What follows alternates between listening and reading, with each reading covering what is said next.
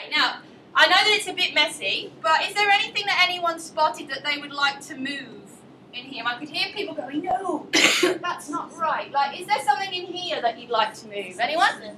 Assessment. Where does assessment go? Pedagogy. Anything else on the board that you reckon things that I use in my lessons?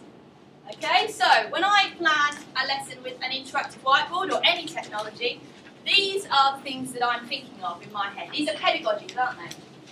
Should have tested you again and asked you instead. So am I scaffolding? Am I appealing to learning styles? Am I looking at pace and challenge? Am I accelerating learning? Am I that? This is their task. To discuss the opening of looking for Alibrandi. Now what I would do, because I want to focus them back on the objectives, is I would, no, that's your objectives. Where are their objectives? Not too far. Alright, so what I would do is I would use the camera tool and I would take screenshot. Huzzah. Right. Now I'll place that screenshot on the same page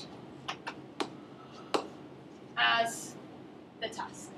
So your task is to discuss the opening of looking for Alibrandi. Now I want to remind you that this is what I'm looking for.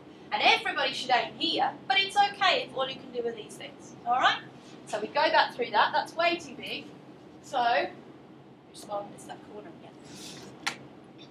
I'm just going to shrink that now. Move it down the bottom.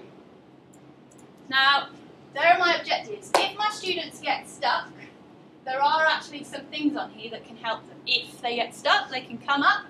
What makes a good story opening? I'm just going to give you a bit of a clue by pointing at things and seeing if you can see if there's something else I've done somewhere. Brilliant. Nobody knows everything, but everybody knows something.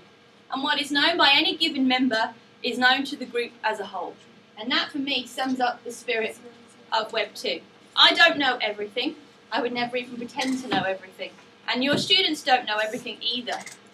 So what if we could have an environment where we all put a little bit of information and that we create a big base of knowledge together.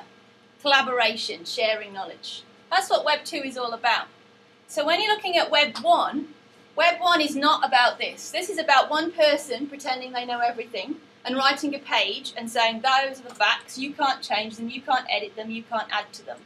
That's Web 1. So most traditional brochure sites, we call it. You know, where you're looking and it's describing a product or a piece of information, where you're not invited to add your thoughts or your knowledge or your expertise, that's Web 1. Web 2 is anything where you're being asked to input as well. What about your skills and your learning? What's happening with your learning as a result of this Web 2 tool? What's going on?